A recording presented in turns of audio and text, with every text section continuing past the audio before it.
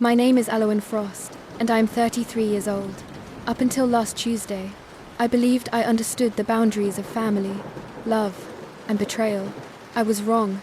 The envelope arrived on a Tuesday morning, the paper crisp and official, smelling of ink and dread.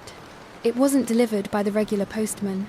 A man in a dark uniform handed it to me at the door of my apartment, his expression blank, his eyes avoiding mine as if I were already a defendant. When I saw the words family court and petition for conservatorship typed in stark black letters, the floor beneath my feet didn't just tilt, it vanished.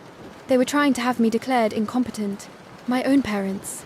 Before I go any further, let me tell you where my life was. Before that envelope, I lived in a small but bright one-bedroom apartment in a quiet part of the city. I worked as a senior archivist at the City Historical Society, a job that paid modestly but filled my soul. My days were spent with old letters, faded photographs, and the silent, dusty stories of people long gone. It was peaceful work. I liked the quiet. I had built a quiet life, a careful life, brick by brick, after a childhood that felt like walking on a floor made of eggshells that were already cracked. My parents, Robert and Diana Frost, were masters of the public image. From the outside, our family portrait was a masterpiece. A beautiful colonial house in the Willow Creek subdivision, 2 luxury cars in the driveway, charity galas, country club memberships. My father was a partner at a respected law firm. My mother chaired committees. They were pillars, or so everyone believed. Inside that house, the air was different. It was thin, cold, and measured. Love wasn't given. It was a transaction. Affection was a currency they doled out based on performance. My brother, Asher, 2 years younger, was a natural at their game. He mirrored their ambitions, echoed their opinions, and was rewarded with their approval. I was the faulty prototype, too quiet, too bookish, too content with simple things. I didn't want a corner office. I wanted a corner in a library. I didn't dream of networking at parties. I dreamed of deciphering the handwriting on a century-old diary. To them, this wasn't just different. It was a defect. The breaking point, the real one, happened 8 years ago when I was 25. I had just completed my master's degree in archival science. At a family dinner meant to celebrate, my father pushed a brochure for a business management program across the table. "This is where you need to be alone," he said, his voice leaving no room for discussion.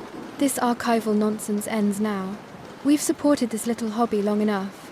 I looked at my mother for support. She was examining her nail polish, a faint, disapproving smile on her lips. "Your father knows what's best for your future," she said, without looking up. That night, I made a decision that would define my life. I thanked them for dinner, went to my old bedroom, packed a single suitcase, and left. I didn't slam the door. I closed it softly, finally understanding that the silence I was leaving behind was my own. Those first years on my own were brutal.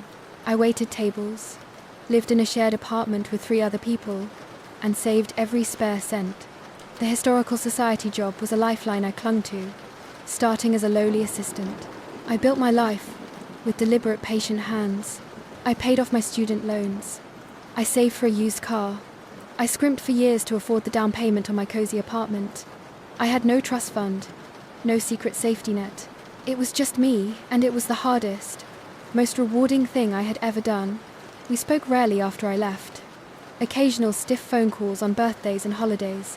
They saw my choices as a prolonged tantrum, a phase of stubbornness they were sure I would outgrow.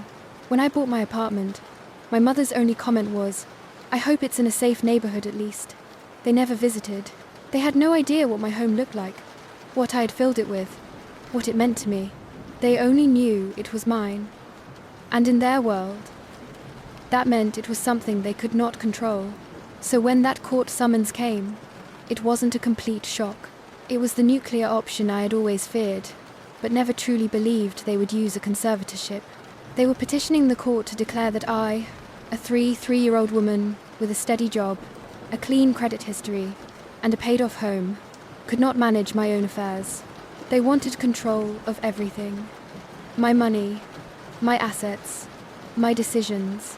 The stated reason, a pattern of financial immaturity and emotional instability that puts the respondent at significant risk. The evidence, a list of my life choices they found frivolous. My career, my isolation, my refusal to pursue a more lucrative path. They claimed I was vulnerable, easily influenced, and wasting my resources. My hands shook as I read the petition. Their lawyer, a man named Arthur Vance from my father's firm, had filed it. I could almost hear my father's voice in the legal jargon, see my mother's satisfied nod.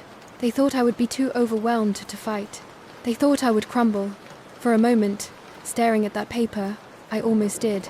The old feelings rushed back, the inadequacy, the fear of never being enough. Then I looked up around my quiet living room.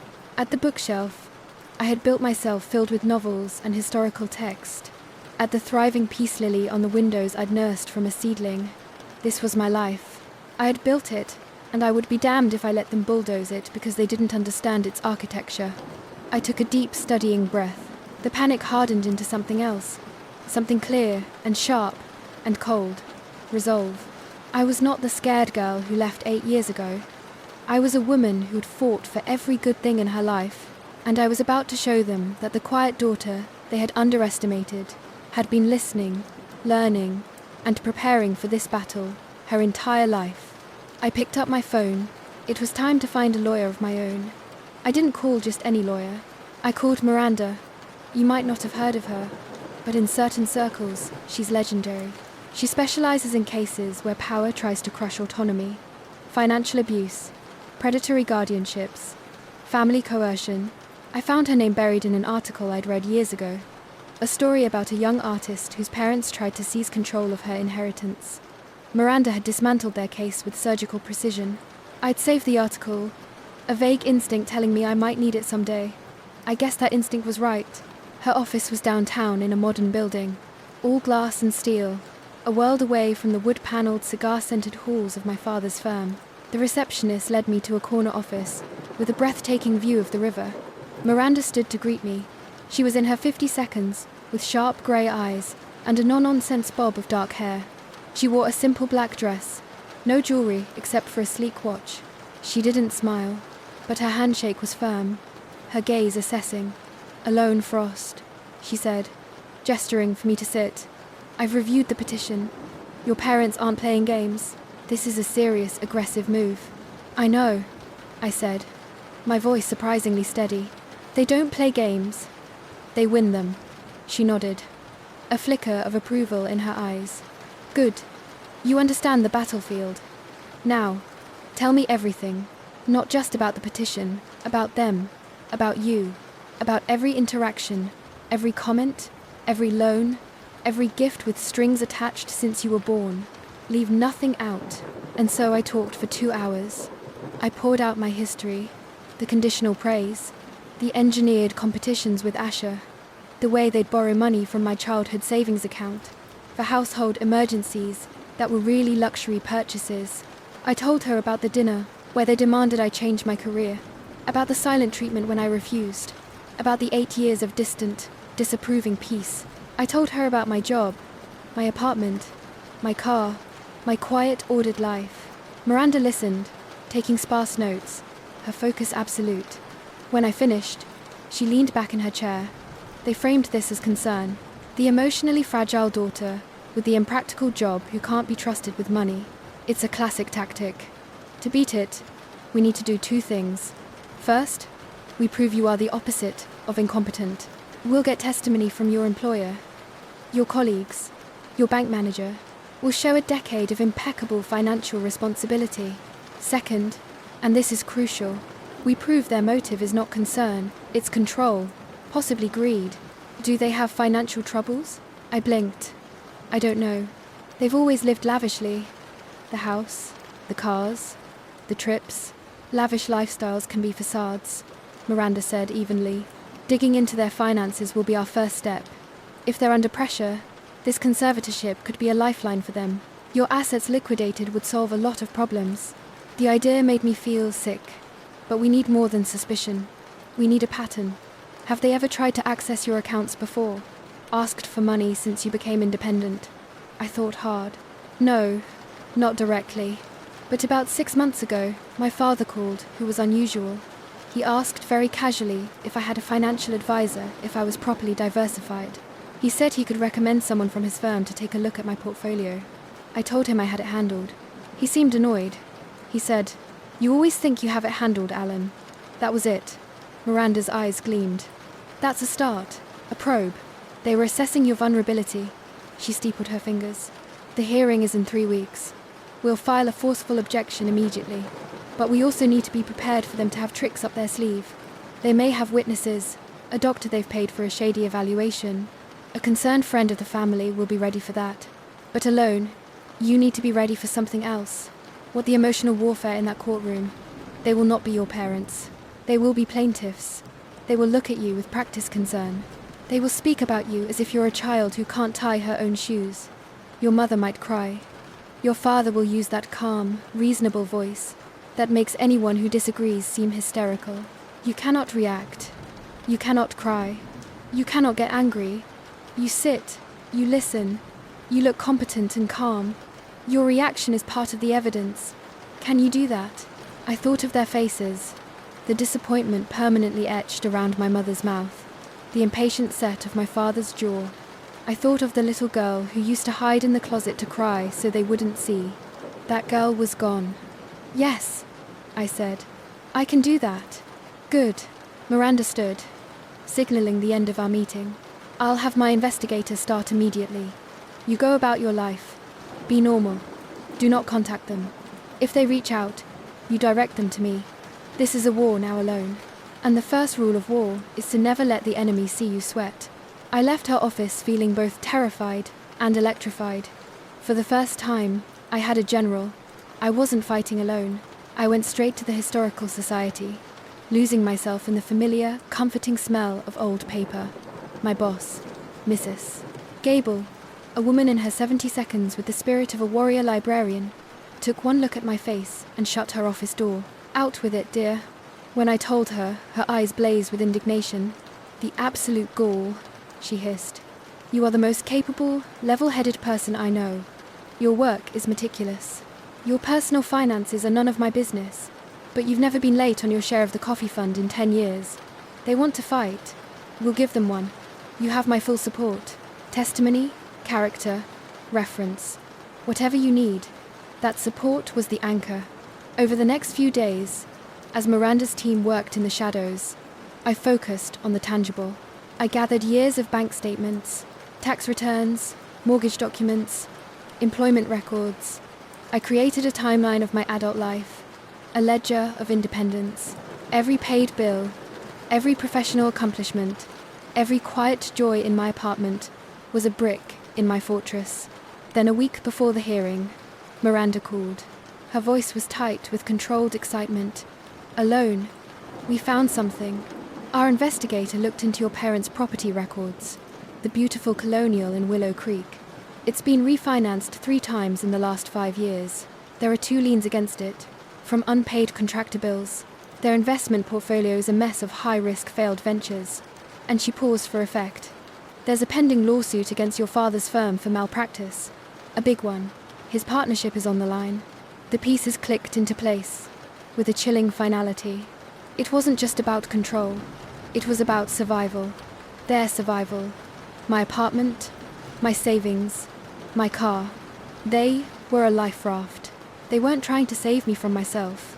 They were trying to save themselves by drowning me. "This changes everything," Miranda said. "But we have to be careful. We can't reveal we know this yet. It's our ace in the hole. Let them present their case of the poor, unstable daughter. Let them commit to their story. Then we dismantle it, and we reveal the truth about their desperate circumstances. The judge will not look kindly on petitioners who are clearly acting in bad faith." The night before the hearing, I didn't sleep. I stood in my living room, running my fingers over the spines of my books, looking at the prints I'd bought at street fairs, feeling the solidity of my own walls around me. This wasn't just a legal proceeding. It was a reckoning for the girl I was, for the woman I'd become, and for the parents who had never seen me as anything more than a reflection of their own failures or an instrument for their needs. I put on a simple, tailored navy dress. No frills, no flash, just quiet, undeniable professionalism. I looked like what I was, a capable, sober, responsible adult. As I met Miranda in the courthouse lobby, she gave me a once-over and a single satisfied nod. "Remember," she whispered, "they are the performance. You are the truth." The heavy doors of the courtroom loomed ahead. The courtroom was smaller than I'd imagined, and quieter. The air was stale, smelling of lemon-scented polish and old anxiety. The bench, where the judge would sit, was a dark, formidable slab of wood. To the left, at the plaintiff's table, they were already there. My father, Robert, in his best suit, the one he wore for closing arguments, looking every inch the respectable patriarch. My mother, Diana, in a tailored cream suit, her posture perfect, her hands folded neatly on the table. She looked like she was attending a charity luncheon, not a hearing to strip her daughter of her rights.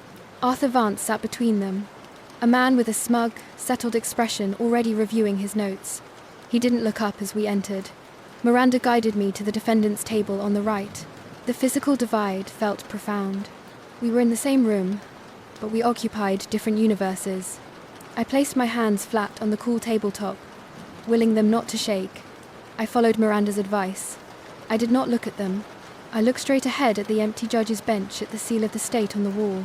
I became a student of the room's details, the scuff mark on the floor, the way the light fell through the high, narrow windows. The bailiff called the court to order, and Judge Harold Winslow entered. He was an older man with a stern, weary face and intelligent eyes that scanned the room quickly. He settled into his chair, and the hearing began. Arthur Vance stood first. His voice was smooth, a velvet hammer. "Thank you, Your Honor. This is a difficult, painful day for my clients, Robert and Diana Frost. They are here out of nothing but profound love and concern for their only daughter, Aloan." He painted a picture with his words, a picture of a fragile, dreamy child who never grew up. He spoke of my withdrawn nature, my choice to pursue a dead-end career despite clear potential, my isolation from family, and sound advice. He made my quiet apartment sound like a hermit's cave, my careful financial management sound like hoarding, my independence sound like pathology. "We fear," Vance said, his tone dripping with full reluctance, "that Alan is incapable of recognizing her own limitations. She is vulnerable to exploitation and is making decisions that will inevitably lead to financial ruin and personal crisis. My clients seek only to protect her, to guide her, to ensure her safety and future stability through a limited conservatorship." Then he called my mother to the stand. Watching her walk to the witness stand, her heels clicking softly, was like watching a masterclass in performance. She was sworn in, and Vance began with gentle leading questions. "Diana, can you describe your daughter's behavior growing up?" My mother's voice was soft, laced with a tremble that was just believable enough. Aloan was always sensitive, a lovely girl, but in her own world. While other children were playing sports or joining clubs, she was alone in her room with her books. We tried to encourage her to bring her out of her shell, but she resisted. She dabbed at the corner of her eye with a tissue. "We've been so worried, especially these past few years. He cut us out. She refuses our help. When we hear about her life, that tiny apartment, that job with no future, our hearts break. We just want to help her before it's too late." Miranda's pen scratched a note on her pad. She didn't object. She was letting them build their stage. Vance led my mother through a series of anecdotes, each carefully curated to show my impracticality. The time I spent my birthday money on a set of historical novels instead of a savings bond. The time I wanted to study art history instead of pre-law. The time I chose a hiking trip with friends over a family networking event. Each story was a stitch in their tapestry of my incompetence. My mother's performance was flawless. The concerned mother, burdened by a difficult child. It was a role she'd been rehearsing for 33 years. Then it was Miranda's turn for cross-examination. She stood slowly, her movements calm and deliberate. "Mrs. Frost, you say your daughter is financially immature. When was the last time you reviewed her actual financial records?" My mother blinked. "Well, we haven't. She won't share them. That's part of the problem. So, your concern is based not on evidence of debt or mismanagement, but on her choice of career and her decision to live independently. It's based on a pattern of poor judgment," my mother said, her voice tightening slightly. A pattern that includes graduating with honors, obtaining a master's degree, maintaining continuous employment for a decade, and purchasing a home without any financial assistance from you or your husband. Is that correct? My mother's lips pressed into a thin line. Anyone can get a mortgage. That doesn't mean she can manage the responsibility. But she has managed it, Mrs. Frost, for 5 years, without a single late payment. Miranda, let that hang in the air before moving on. You mentioned her isolation. Does she have friends? A support system outside the family? She has acquaintances from work, but no real connections. No one who truly looks out for her. Your Honor, Miranda said, turning slightly to the judge, we will present testimony from several of those acquaintances, including her employer of 10 years, who will attest to Miss Frost's strong character and deep connections within her community. He turned back to my mother. Mrs. Frost, if your daughter were to marry tomorrow, would you still believe she needed a conservator? The question seemed to startle her. That would be different. A husband would provide guidance. So, her problem, in your view, is not having a man to manage her affairs. Objection, Vance boomed. Sustained, Judge Winslow said, but he was watching my mother closely. Miranda didn't miss a beat. Withdrawn. Mrs. Frost, do you love your daughter? My mother's mask slipped for a microsecond, revealing sheer annoyance at the question. Of course I do. That's why we're here. Thank you. No further questions. My father was next. Vance's questioning was more technical, playing to my father's identity as a lawyer and rational man. He spoke of risk assessment and fiduciary responsibility. He called my life a series of unchecked sentimental choices and claimed my aversion to their advice was a symptom of financial obstinacy. He was colder, more clinical than my mother, but the message was the same. Aloan is a child in an adult's body, and we, the capable adults, must take control. When Miranda rose to cross-examine him, the temperature in the room seemed to drop. Mr. Frost, you are a partner at Sterling and Vance. Is that correct? It is. A firm that specializes in corporate and property law. Yes. So, you are intimately familiar with concepts like liens, refinancing, and asset management. My father's eyes narrowed slightly. I am. Your home in Willow Creek is quite beautiful. How many times have you refinanced that property in the last 5 years? Arthur Vance was on his feet. Objection. Relevance. Judge Winslow looked at Miranda. Counselor, it goes directly to the petitioner's credibility and motives, Your Honor. Their own financial stability is highly relevant to their claim that they are disinterested parties acting solely out of concern. The judge pondered for a moment. I'll allow it, but tread carefully, Miss Shaw. My father's jaw was tight. I'd have to check the exact number. Would 3 times be accurate? Miranda pressed. A faint red flush crept up my father's neck. That sounds possible. The market has been volatile, and the 2 contractors' liens currently filed against the property. Are those also due to market volatility? The silence was absolute. My mother had gone very still. Vance looked furious. My father stared at Miranda, and for the first time I saw a crack in his armor. It wasn't fear, exactly. It was the rage of a man whose hand has just been revealed. I handle my personal affairs competently, he said, his voice low and dangerous. Unlike your daughter, whom you claim cannot handle hers. Miranda's tone was deceptively mild. No further questions, Your Honor. She sat down. The damage wasn't catastrophic for them, but a seed of doubt had been planted. The judge's expression was inscrutable, but he made a note on his pad. The morning wore on. Vance called a family friend, a woman who parroted their concerns, and a psychiatrist they'd hired, who gave vague testimony about attachment issues and potential for financial naive based solely on interviews with my parents. Miranda shredded his credibility by getting him to admit he'd never met or evaluated me. Then it was our turn. Miranda called Mrs. Gable. My boss was a force of nature. She spoke not just of my professional competence, but of my integrity, my reliability, my quiet leadership among the volunteers. She called me the backbone of our archival department, and said she trusted me with priceless historical documents. If Aloan Frost is incompetent, she said, fixing the judge with a steely gaze, then so is everyone in this room. She called my bank manager, who presented a summary of my accounts, showing consistent savings, excellent credit, and zero debt outside my mortgage. She called 2 friends from my book club, ordinary women who spoke with genuine warmth about our friendship, about dinners at my apartment, about my kindness and stability. With each witness, the portrait they were painting of a capable, rooted, responsible woman grew stronger and more vivid. It stood in stark, glaring contrast to the ghostly, helpless figure my parents had tried to conjure. Finally, as the afternoon light began to slant through the windows, Miranda said, "Your Honor, the defense calls Aloan and Frost." My heart was a drum in my chest. This was it. I walked to the witness stand, my steps steady. I swore to tell the truth. I looked not at my parents, but at Miranda, my anchor. Her questions were simple, direct. She led me through my education, my career, my purchase of the apartment. She had me explain my job, what it meant to me. I spoke clearly, my voice gaining strength as I talked about preserving stories, about honoring the past. It wasn't a dead-end job.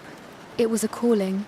I described my life, my routines, my friendships, my financial planning. It was boring. It was normal. It was utterly, undeniably sane. Then Miranda approached the bench.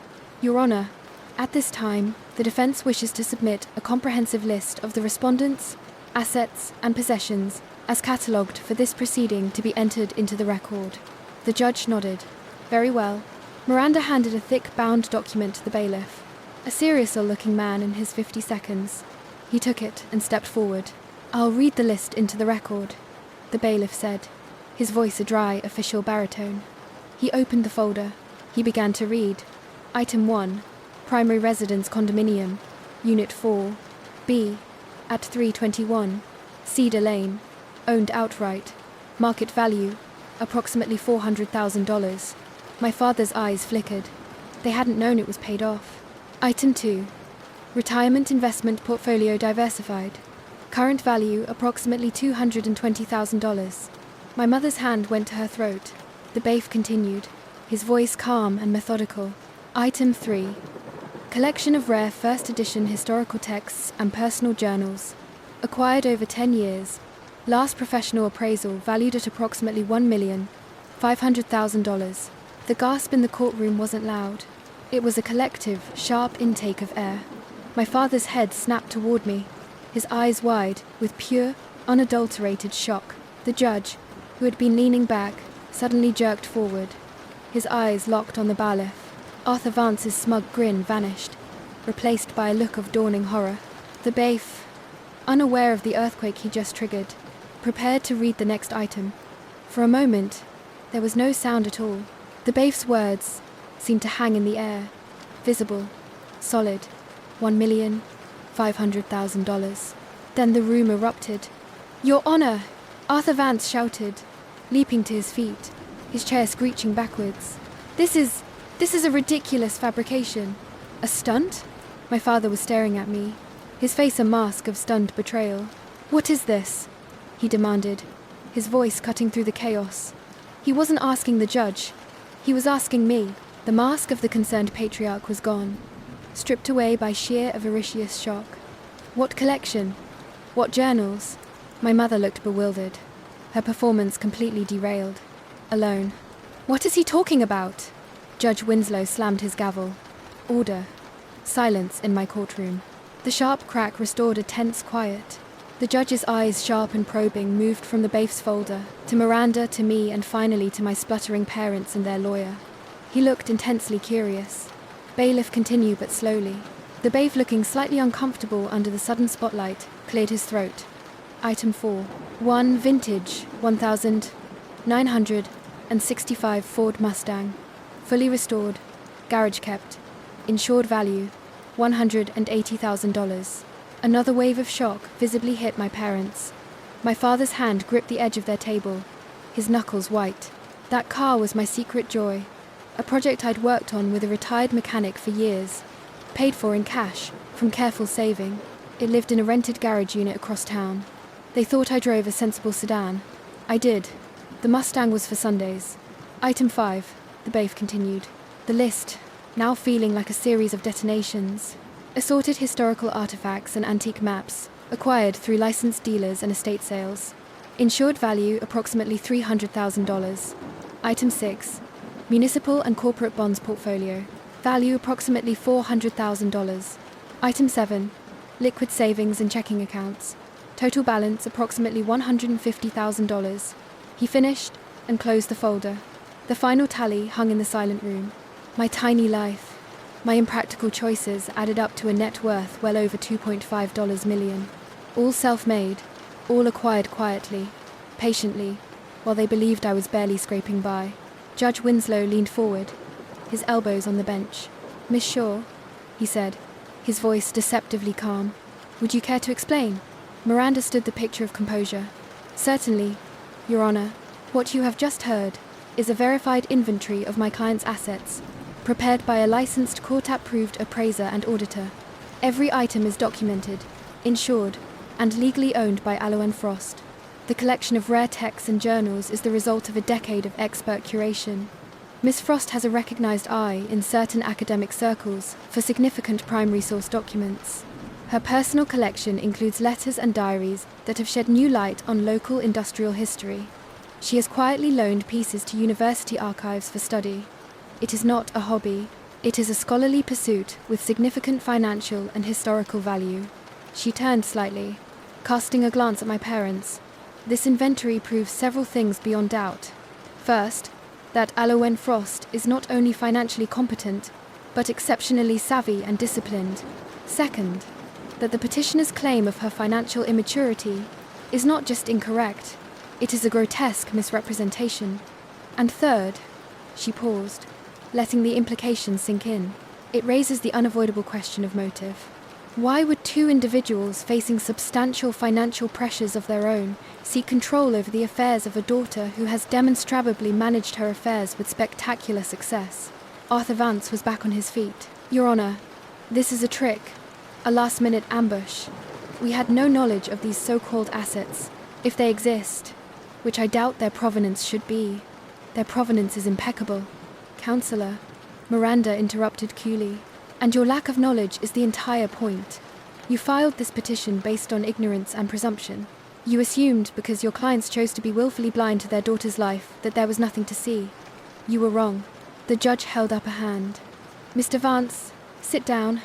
Miss Shaw, your client may step down for a moment." He looked at me. "Miss Frost, is this your signature on the authentication documents for this inventory?" He held up a paper the bailiff handed him. I looked at it. It was, "Yes, Your Honor. And you affirm, under penalty of perjury, that this list is accurate and complete to the best of your knowledge?" "I do, Your Honor." He nodded slowly, then turned his gaze to my parents. Their earlier poise was shattered. My father looked furious, my mother pale and confused. The performance was over. The raw truth was on display. "Mr. and Mrs. Frost," the judge said, his tone grave, "your petition is based on the assertion that your daughter is incapable of managing assets of substantial value. The court has just been presented with compelling evidence that she has not only managed such assets, but has acquired them independently. Furthermore, it appears she has done so while you were entirely unaware of their existence. This severely undermines your credibility as petitioners." My father found his voice, the lawyer in him, fighting through the shock. "Your Honor, if these assets are real, it only heightens our concern. That kind of value, in the hands of someone with no experience managing wealth, it's a target for fraud, for manipulation. She's been secretive, hiding this from her own family. That in itself is a sign of instability, or a sign of self-preservation." "Mr. Frost," the judge said dryly. He looked at Miranda. "You mentioned financial pressures on the petitioners. Elaborate." This was the ace. Miranda didn't smile. She simply opened a new folder. "Your Honor, we have documentation here, publicly filed, showing the Frost's primary residence is heavily leveraged, with multiple liens. We have records of several high-risk investments that have failed significantly in the last 18 months. Most notably, we have notice of a major malpractice suit filed against Sterling and Vance, which places Mr. Frost's partnership in personal assets at direct risk."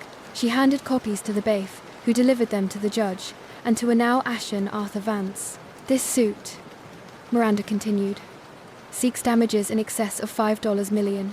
A conservatorship over a daughter with suddenly revealed liquidatable assets worth over $2.5 million would be remarkably convenient timing. The accusation wasn't shouted. It was stated as a simple logical conclusion. The pieces of the puzzle once scattered now formed a devastatingly clear picture. My mother made a small choke sound. That's not why we love her. But the lie died in the thick air of the courtroom. The judge's face was hard. He looked from their financial records to my inventory, from their panicked expressions to my calm one. Arthur Vance tried one last, desperate move. Your Honor, I move to have this so-called inventory thrown out, as prejudicial and irrelevant. My client's financial situation has no bearing on their legitimate fears for their daughter. It has every bearing. Counselor, Judge Winslow said, his voice low and final. It speaks directly to bias and potential bad faith. The petition for conservatorship is based on a premise that has been conclusively disproven. Miss Frost is not incapable. She is extraordinarily capable. The petitioner's stated concern is contradicted by their demonstrable ignorance of her life and their own pressing financial incentives. He took a deep breath. I've seen enough. The petition for conservatorship is he never finished the sentence. My father, in a move born of pure reckless rage, stood up and pointed a shaking finger at me. You deceitful little, he roared, his voice echoing off the walls. You hid all this from us. After everything we gave you, you owe us. It was the unfiltered truth, the core of their entitlement laid bare in a courtroom. My mother gasped. Robert, but it was too late. The judge's eyes went cold. Bailiff, he said, his voice suddenly razor-sharp. Stop immediately. Get security in here now.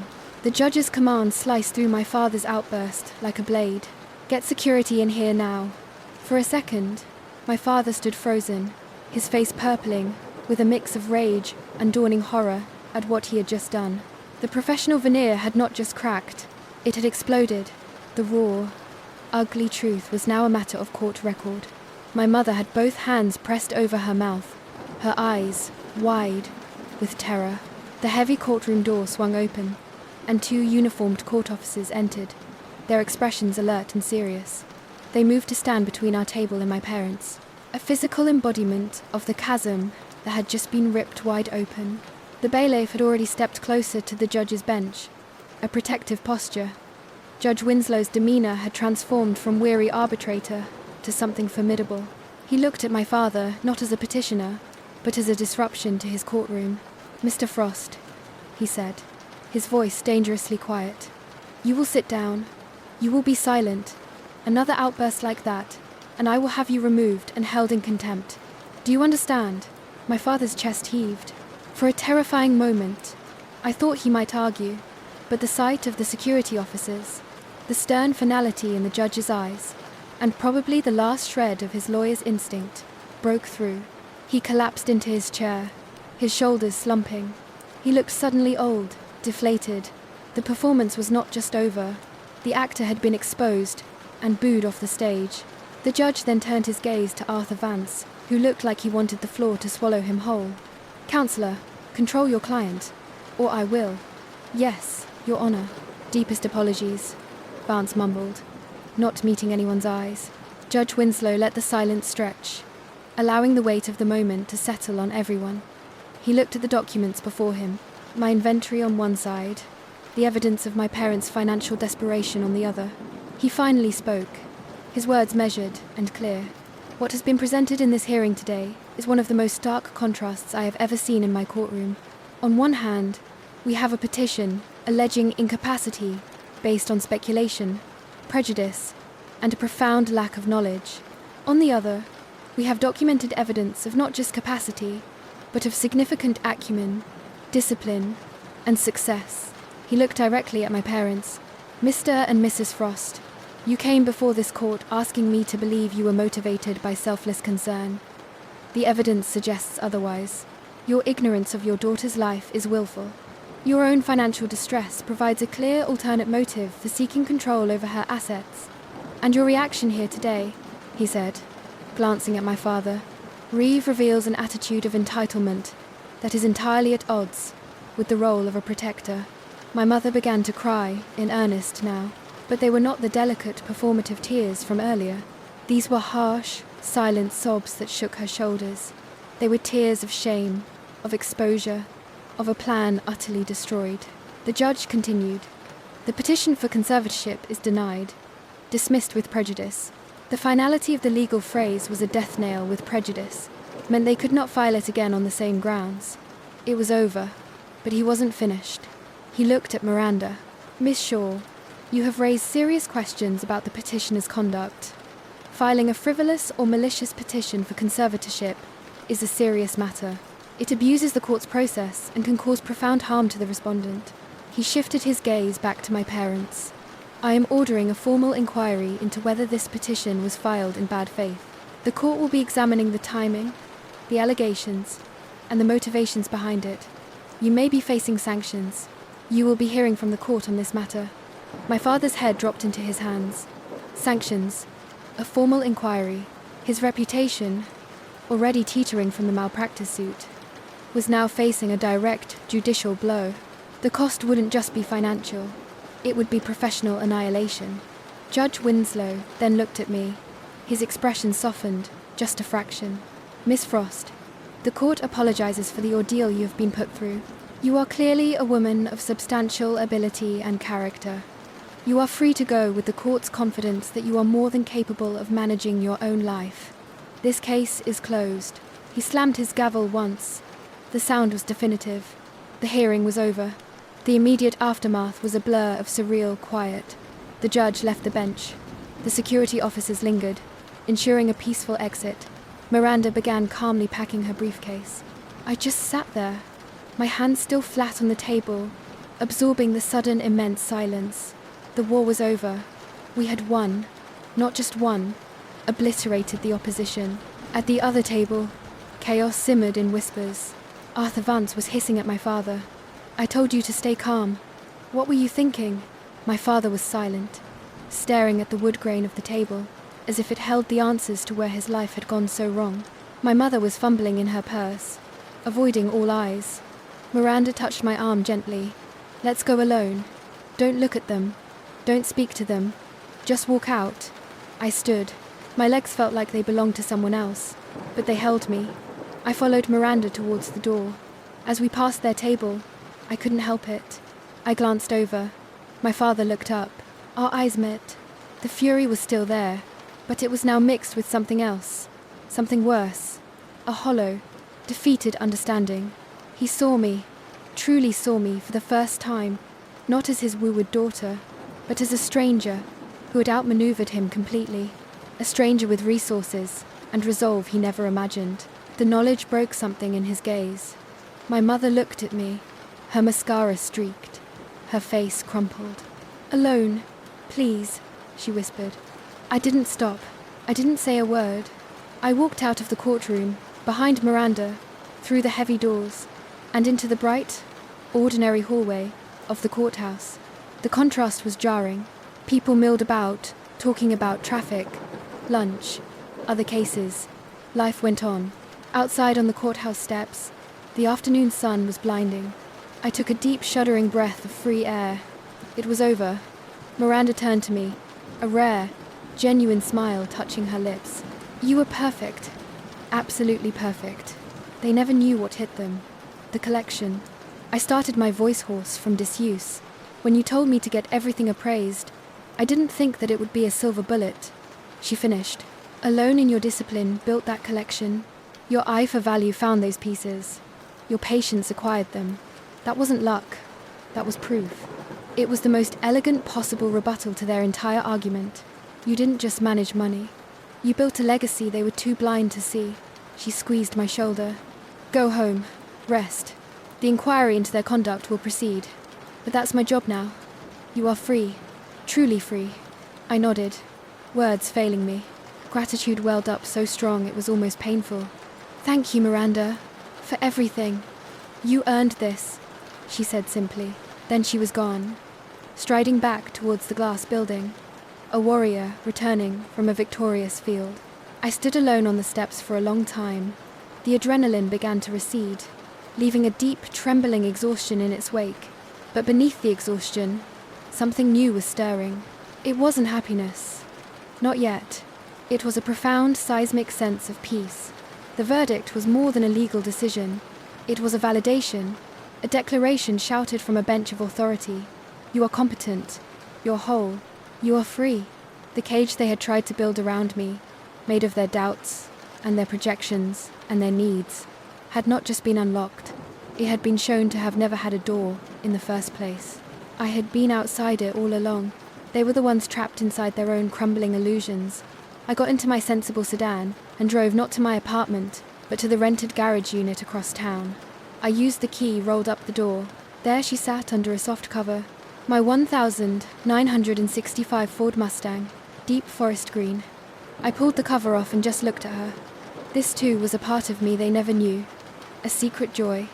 A testament to patience and passion. I ran a hand over the flawless chrome bumper. For the first time since the envelope arrived, I smiled. It was a small, private, real smile. Then I got back in my sedan and drove home, to my life. The first few days after the hearing passed, in a strange, liquid quiet, it was as if a deafening noise that had been my constant background hum had suddenly been switched off, leaving a silence so profound it was almost loud. I went back to work at the Historical Society. Mrs. Gable took one look at me, handed me a cup of terribly strong tea, and said, "Don't you dare try to thank me. Just get back to cataloguing the Henderson letters. They're a mess." It was the kindest thing she could have done. The normally of it, the demand for my competence, was a bomb. The news, of course, did not stay in the courtroom. Willow Creek is a small world in a big city. Whispers traveled through the country club, the law firm, my parents' social circles. The story mutated with each telling. A dramatic courtroom showdown, a hidden fortune, a judge threatening sanctions. I heard snippets through Miranda, who kept a close watch. My father's law firm, already reeling from the malpractice suit, began to distance itself from him. Partnership reviews were postponed indefinitely. The vultures were circling. I did not hear from my parents. Not a call, not a text, not a letter. The silence from them was different now. Before, it was a weapon of disapproval. Now it was the silence of a defeated army retreating from the field. It held no power over me anymore. Then a week after the hearing, my brother Asher showed up at my apartment. I opened the door to find him standing there, looking uncomfortable in a way I'd never seen. Asher had always been the golden child, effortlessly mirroring our parents' values. He worked in finance, lived in a sleek downtown condo, dated women whose smiles were as polished as their handbags. We weren't close. We were satellites in different orbits, occasionally passing with a nod. "Aloan," he said, not meeting my eyes. "Can I come in?" I hesitated, then stepped back. He walked in, his gaze darting around my living room, taking in the bookshelves, the art, the comfortable lived-in warmth of it. He looked like a tourist in a foreign country. "Nice place," he said, the words hollow. "What do you want, Asher?" He finally looked at me, and I saw genuine confusion there. I heard what happened. Mom and Dad, they're a wreck.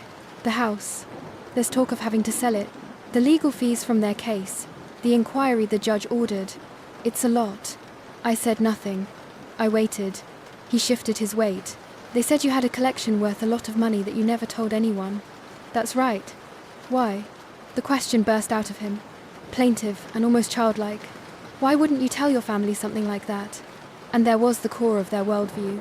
Family as a monolithic entity, entitled to all secrets, all assets, all lives. I felt a sudden, unexpected pang of pity for him. He was a product of the same factory, but he'd never questioned the assembly line. "Asher," I said softly, "if I had told them, what do you think would have happened?" He opened his mouth, then closed it. The answer was obvious. They would have taken over. They would have told me how to manage it, who to sell it to, how to invest the proceeds. They would have absorbed it into the crumbling edifice of their own status. My independence, my quiet achievement, would have become just another asset in their portfolio. "It wasn't about hiding it from family," I said. "It was about it being mine, something I built for myself, by myself. They never showed any interest in my life, Asher, not the real parts of it. They were only ever interested in the version of me that fit their narrative. The collection didn't fit, so it didn't exist to them. He sank onto my sofa, running a hand through his perfectly styled hair. Dad's different. He's angry, but it's like all the air's gone out of him. Mum just cries. She keeps saying she doesn't understand what she did wrong. She didn't see me, I said. The truth simple and stark. That's what she did wrong. We sat in silence for a minute. The gulf between us felt vast. But for the first time, it wasn't hostile. It was just a fact. They wanted me to come talk to you, he admitted, not looking at me, to see if there was any way to fix things, to help them. Of course, they did. Old habits die hard. Even in defeat, they sent their emissary. There's nothing to fix, Asher, I said. The court fixed it. They don't need my help. They need to face the consequences of their own choices, just like I did. He nodded slowly, not in agreement, but in comprehension. He was beginning to see the shape of the new world, one where I was not a subordinate, but a separate, sovereign state. They're going to lose the house, he said again, almost to himself. I'm sorry to hear that, I said, and I found to my surprise that I partly meant it. I wasn't sorry for their loss of a symbol, but I was sorry for the pain of downfall, even if it was self-created. It was a distant, detached sort of sorrow. He stood up to leave. At the door, he turned. That car, the Mustang, is it really a 65? A small, genuine smile touched my lips. Yeah, it is. He shook his head, a baffled, almost woeful look on his face. I never knew you were into cars. There's a lot you never knew, I said gently. He left, and I was alone again, with my quiet victory. His visit clarified something for me. The battle was won, but the aftermath was a country I would have to navigate alone. My family, as I had known it, was gone. What remained were individuals I would have to learn new ways to relate to, if at all, from a position of unshakable strength. A few days later, Miranda called. Her voice was brisk with satisfaction. The court's inquiry is moving fast. The judge is not messing around. Your parents are facing significant financial sanctions for the bad faith filing. It won't bankrupt them, but combined with their other troubles, it will force a major lifestyle change. The house is definitely going on the market. Arthur Vance is also facing disciplinary review from the Bar Association for his role in this. It was justice cold and procedural. It brought no thrill, only a sense of appropriate finality. There's one more thing, Miranda said. A reporter from the Chronicle got wind of the case. The hidden fortune in the archives angle is apparently irresistible. She wants to talk to you. I'd normally say no, but it might be a chance to control the narrative, to tell your side on your terms. I thought about it. The idea of publicity made my reclusive soul cringe. But Miranda was right. My parents' version of me, the unstable, incapable daughter, could still linger in whispers. This was a chance to redefine myself publicly, not as a victim or a secret miser, but as what I was, an archivist, a collector, a woman who built a life of quiet meaning. I'll do it, I said. The interview was set for a Saturday afternoon at the Historical Society. The reporter, a woman named Chloe with intelligent eyes and a non-threatening demeanor, didn't ask about the court case directly at first. He asked about my job. I showed her the archives, explained the magic of holding a letter written 200 years ago. I talked about the importance of preserving ordinary stories. Her interest was genuine.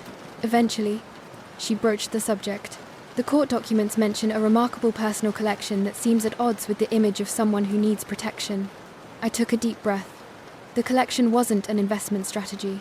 I said it was a parallel to my work. It was about preserving fragments of history that spoke to me. The value was a byproduct of care and time. My parents, they saw the world in terms of status and transactions.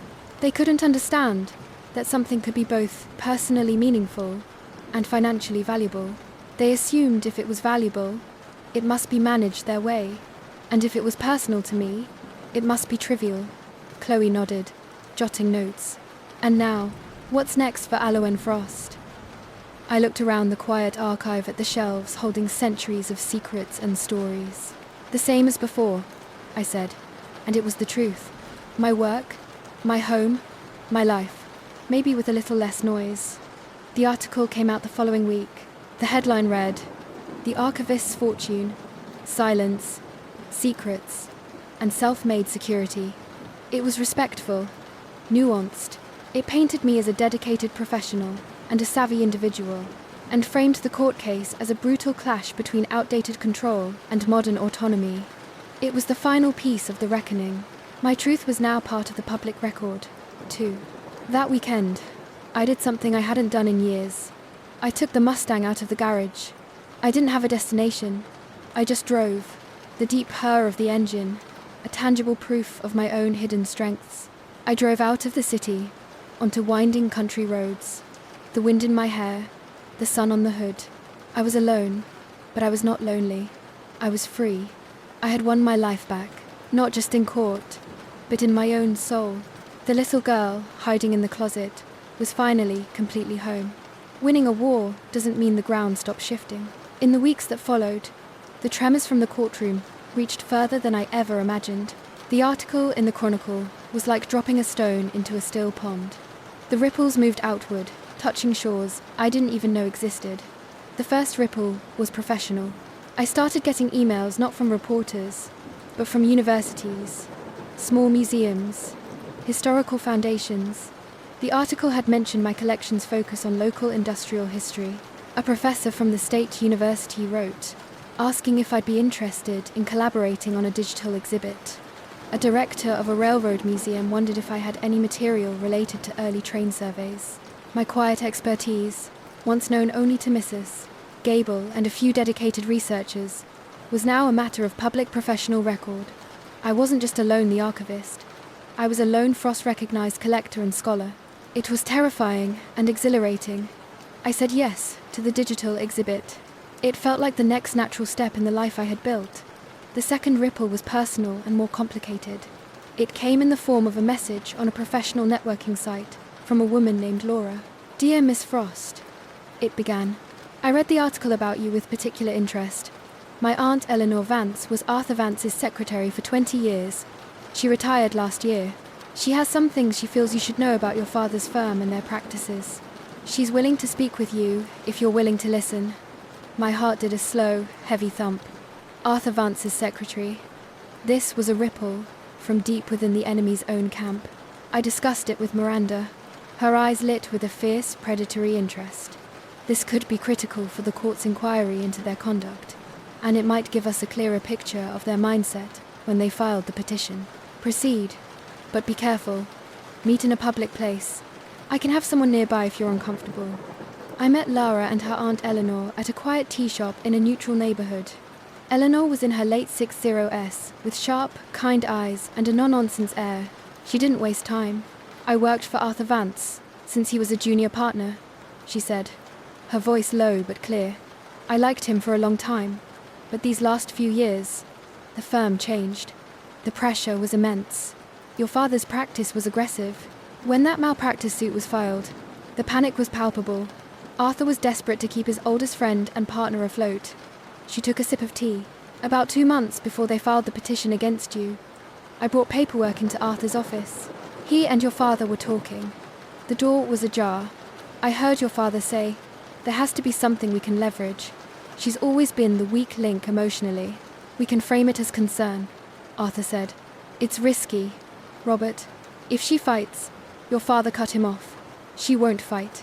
He never fights. She'll fold. And once we have conservatorship, we can quietly liquidate. It'll be enough to settle the suit and refinance everything. We just need the court to see her our way.'" The words hung in the fragrant air of the tea shop, ugly and precise. It was the confirmation I didn't know I needed. It wasn't just about greed or control in a vague sense. It was a specific, calculated plan to use me as a financial fire escape. My supposed weakness was the cornerstone of their strategy. Eleanor looked at me with profound sympathy. "I'm sorry, my dear. When I read that article and saw how wrong they were about you, I couldn't stay quiet anymore. I've already given a statement to the Bar Association's investigator, but I wanted you to hear it from me. You weren't just a daughter. They misunderstood. You were a target." I thanked her, my throat tight. Her words were a gift, a brutal kind of closure. The mystery of why now was solved. It was the malpractice suit, the ticking clock. I was the emergency fund they thought they could access with a legal sledgehammer. The third ripple was the most surprising. Came from my brother Asher again. This time he didn't come to my apartment. He called. Alone, he said, his voice strained. I've been doing some digging into my own finances. The family stuff. Dad had me co-sign on some things. Loans. I never really looked at the details. I just signed where he told me. He let out a shaky breath. I'm in trouble. Not like them, but it's a mess. And I realized I have no idea how to manage it. I've never had to. The golden child was discovering his gilding was peeling, revealing fragile plaster underneath. He was facing the consequences of his own passivity. I don't expect anything from you, he rushed to say. No money, nothing. But how did you learn to do all this? To manage everything alone? The question was so earnest, so stripped of his usual arrogance, that it disarmed me. He wasn't asking for a bailout. He was asking for a map. For the first time in our lives, he was seeing me not as a rival or a disappointment, but as someone who knew something he didn't. It starts with looking at the numbers. Asher, I said, my tone softer than I'd ever used with him. All of them, even the scary ones. You get a notebook and you write everything down. Every debt, every asset, every monthly cost. You stop signing things you don't understand, and you make a plan one step at a time. It's not magic. It's just attention. We talked for an hour. I gave him the names of a few reputable, fee-only financial advisors. I told him about budgeting tools. I didn't solve his problems, but I gave him the first tools to start solving them himself. At the end of the call, he was quiet for a moment. Thank you, Aloan, he said, and it sounded real. I'm sorry for everything. It wasn't a dramatic reconciliation. It was a tentative, fragile bridge being thrown across the chasm. It might not hold, but it existed. The final ripple was internal, and the deepest of all. With the external battles receding, I had to face the quiet within my own walls. The adrenaline of the fight had masked a deep well of grief. Not for the parents I had, but for the parents I never did. The ones who would have been proud of my collection, who would have helped me restore the Mustang, who would have seen my quiet life as a triumph, not a failure. That loss, the loss of a dream I'd secretly carried since childhood, finally hit me. I let it. I sat in my quiet apartment and I cried, not for what they did, but for what they could never be. And in that crying, I found a strange kind of cleansing. I was mourning a phantom, and once mourned, it lost its power to haunt me. The space it left behind wasn't empty. It was just free to be filled with my own choices, my own relationships, my own definition of family. One evening, Mrs. Gable invited me over for dinner, not as a boss, but as a friend. Her house was cluttered and warm, filled with cats and books, and the smell of roasting chicken. We ate, and we talked about work, about history, about nothing important. As I was leaving, she hugged me a quick, fierce thing. You did good, kid, she muttered into my shoulder. Now go live your life, and for heaven's sake, bring that muster by some time. I want a ride. I drove home that night, the city lights shimmering around me, and I realized the ripples weren't just disturbances. They were the world rearranging itself around the new solid fact of me. I was no longer the invisible daughter, the silent victim. I was a person with a reputation, a professional standing, a complicated family history, and a hard One Piece. The ripples would keep coming, but now I was the stone at the center. I was steady, I was here, and I was just beginning to understand what that meant. Peace, I discovered, wasn't a passive state. It was something you built, like a house. With the rubble of the old battles cleared away, I finally had the space and the quiet to lay a new foundation. Not for defense, but for a life that was truly my own. The first brick was my home. For 5 years, my apartment had been a sanctuary, but it also bore the subtle marks of a fortress, a place to retreat from the world. I decided to change that. Nothing drastic. I didn't sell it and move. They said, I made it more mine. I finally hung the large framed antique map of the city I'd bought years ago and never dared put up. Thinking it was too bold, I bought a new, deeply comfortable armchair just for reading, not for worrying in. I started a small herb garden on the kitchen windowsill. These were small acts, but each one felt like a declaration. I am staying. I am thriving here. The second brick was my work, which began to evolve in exciting ways. The collaboration with the university on the digital exhibit titled Voices from the Furnace, The Human Stories of Industrial Growth, gave my archival skills a new canvas. I wasn't just preserving documents. I was curating a narrative, weaving together letters from factory workers, engineer schematics, and newspaper clippings to tell a story bigger than any single piece. The professor, Dr. Evans, treated me as a peer. Your eye for connective tissue is exceptional alone, he said during one of our planning sessions. It was a different kind of validation, pure and professional, and it meant more than any forced family praise ever could. The third and most unexpected brick was community. The article and the notoriety of the court case had an odd effect. People at the Historical Society, volunteers I'd worked with for years, started talking to me differently, not with pity or gossip, but with a new respect. A few even confided in me about their own family struggles. I became, in a small way, a person others saw as strong. It was a role I'd never imagined for myself, but I found I didn't shrink from it. I listened. I didn't always have answers, but I could offer a quiet, understanding ear. In giving that, I found I felt less alone. Then there was Asher. Our bridge held. He took my advice, hired one of the financial advisors I recommended, and began the slow, painful process of untangling himself from my parents' sinking ship. He called me every few weeks, not to ask for anything, but to report progress. I sold the condo, he said one evening, sounding exhausted, but clear. It was too much. I'm renting a smaller place downtown, closer to work. This is fine. Simple. There was no self-pity in his voice, just a weary acceptance. He was learning resilience, and it was humbling him in a way that made him almost likable. He never asked about our parents directly, and I never volunteered. But one day he said, "Mum called. She asked if I'd spoken to you." I told her yes.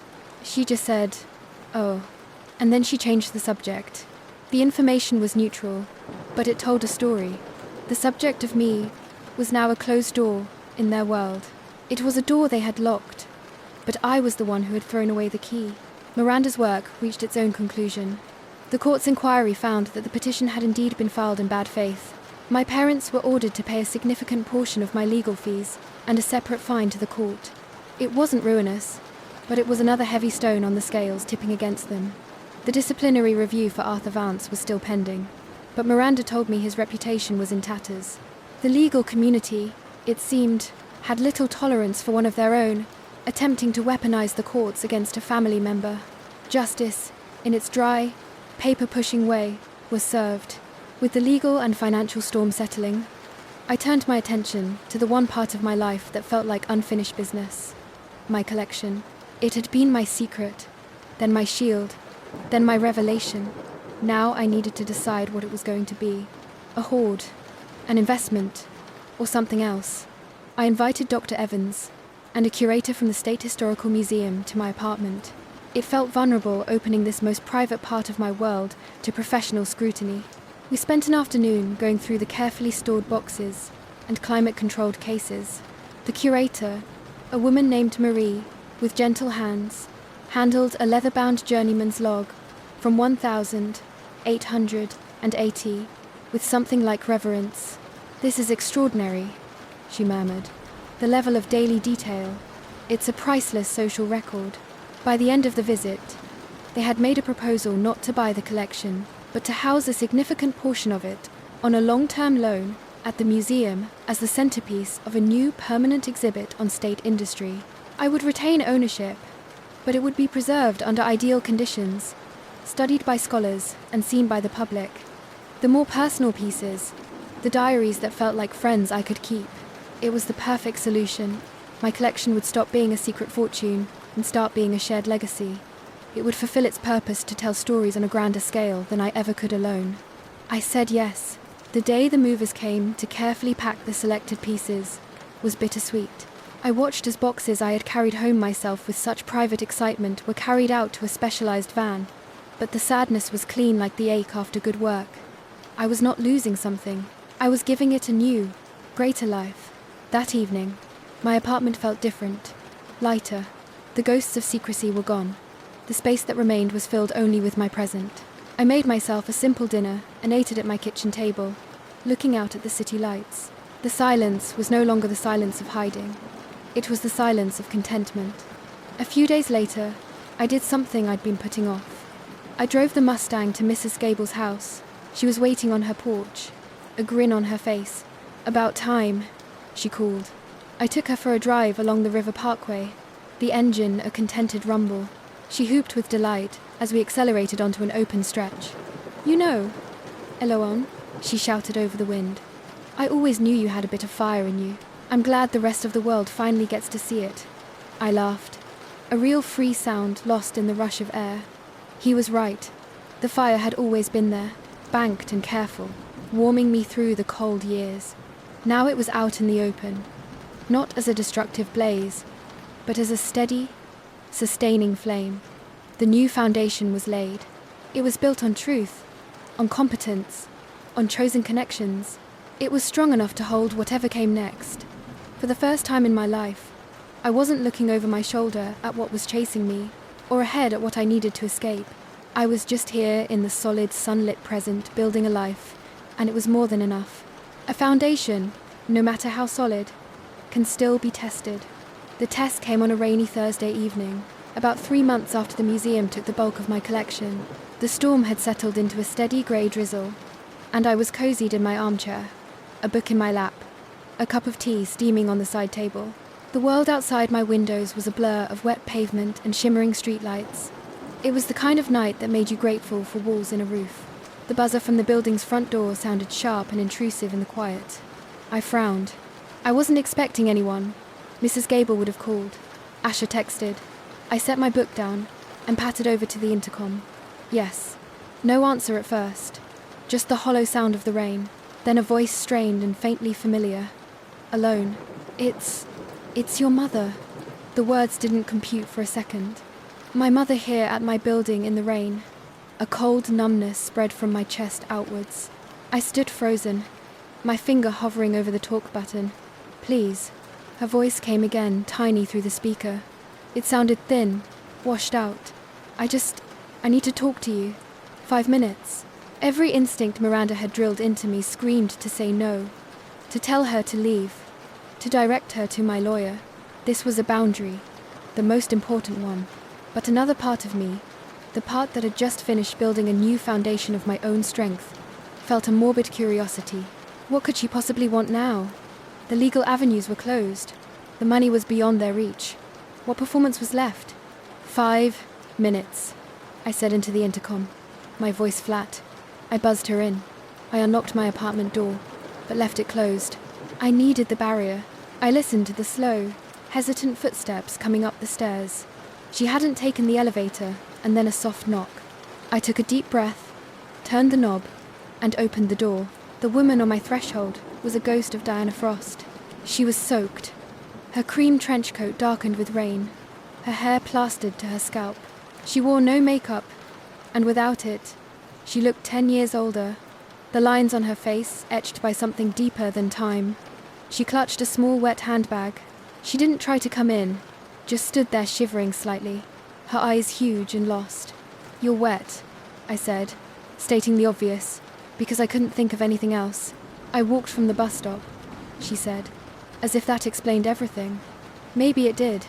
The Diana Frost I knew didn't take buses. I stepped back. "Come in. You're dripping on the hall carpet." She entered slowly, her eyes scanning my apartment, with a hunger that had nothing to do with possessions. She was looking for something.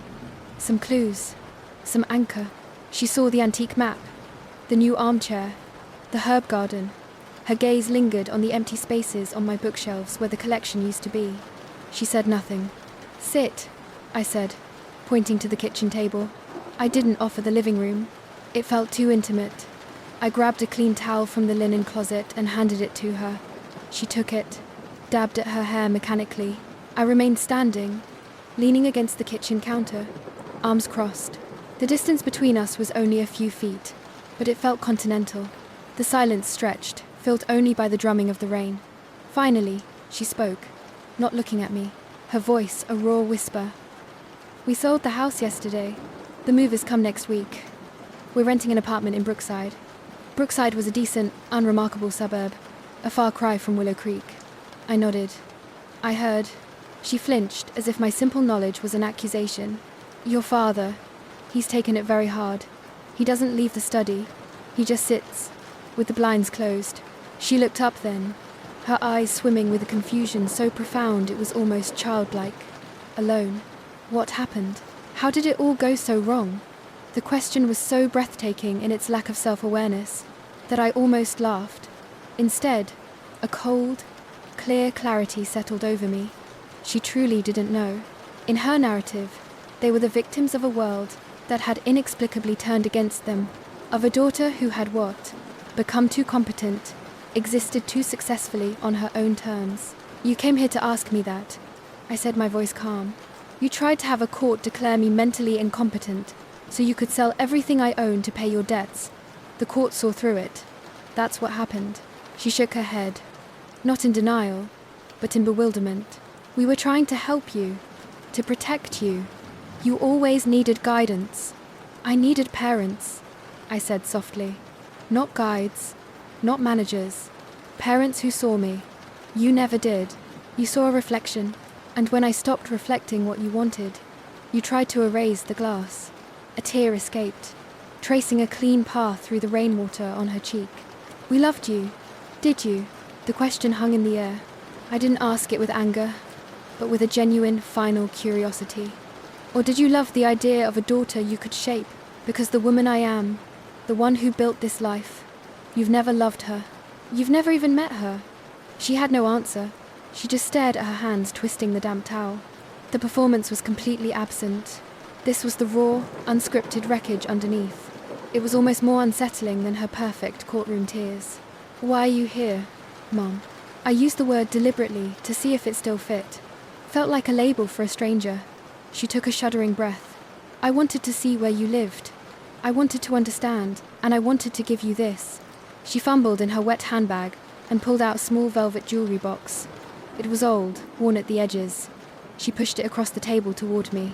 It was my mother's, your grandmother's. She left it to me. I was going to give it to you someday. I think someday is now. I didn't touch it. I don't want your jewelry.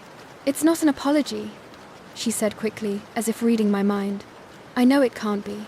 It's just, it belongs with you. Not in some storage unit. She would have liked you, you know. Grandma Rose.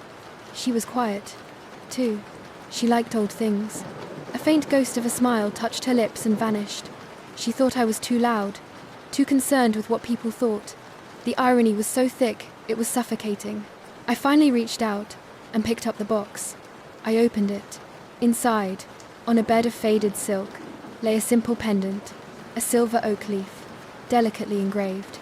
It was beautiful in its simplicity. It was nothing my mother would ever wear. Thank you, I said, because it was the only polite thing to say. I closed the box and set it back down. It sat between us, a tiny, inadequate bridge over an impossible gorge. She stood up her 5 minutes, evidently over. She looked even smaller, standing there dripping in my kitchen. I'll go, she said. She took a step toward the door, then paused.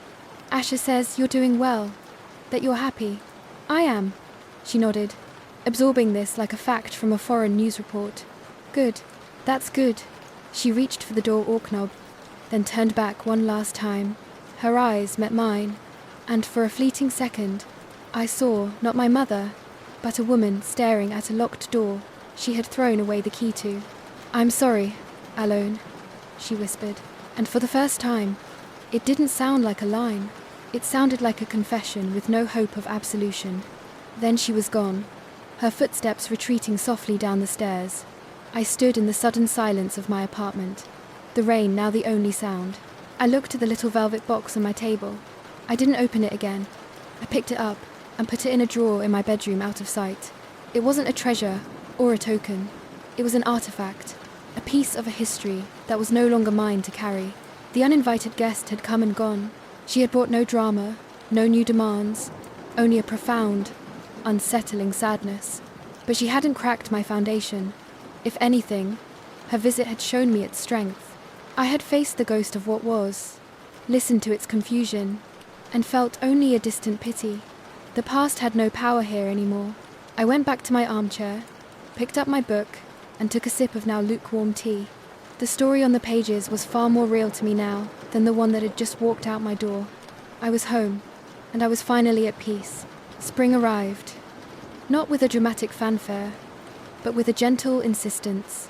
The grey rains gave way to soft green sunlight that poured through my windows and made the herbs on my sills seem to glow. The city shook off its winter coat, and life moved into a new, quiet rhythm. My rhythm. The museum exhibit, Voices from the Furnace, opened to a small crowd of academics, history buffs, and curious citizens.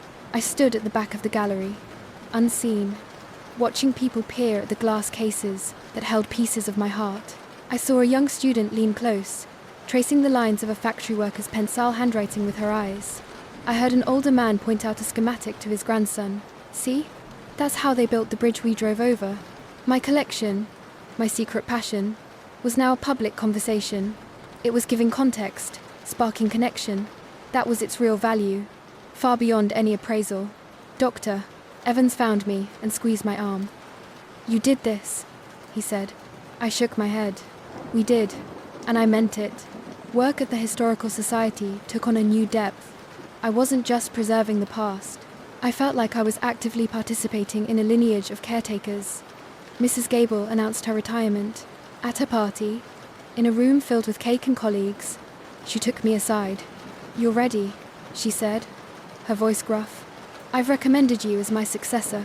The board agrees. It's not a title. It's a responsibility. This place, these stories, they'll be yours to watch over. The offer wasn't a surprise, but the weight of it was profound. It wasn't a promotion they were handing me. It was a sacred trust. I accepted. Asher and I met for coffee once a month.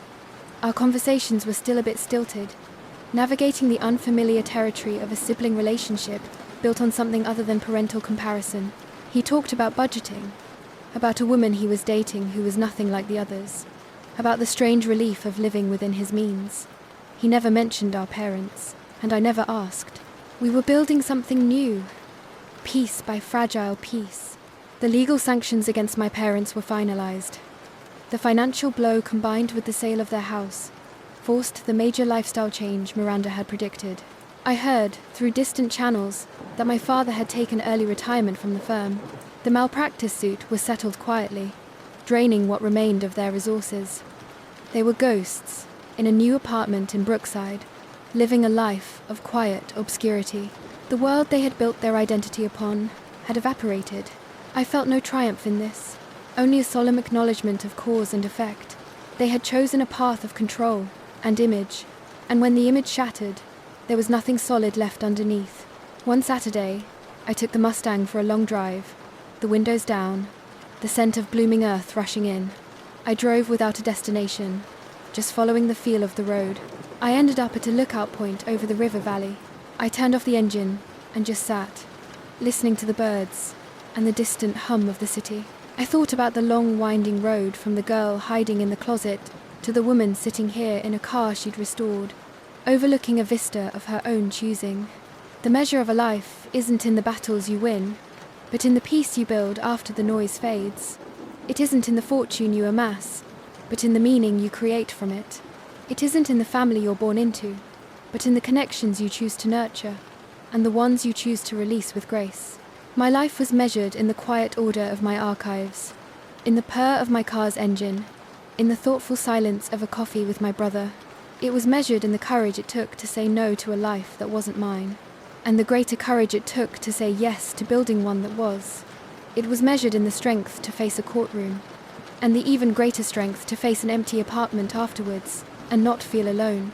I had gone into that courtroom, fearing I would have to prove I wasn't the fragile creature they claimed. I walked out having proven I was something far more powerful, a whole person. The bailiff's list wasn't just an inventory of assets.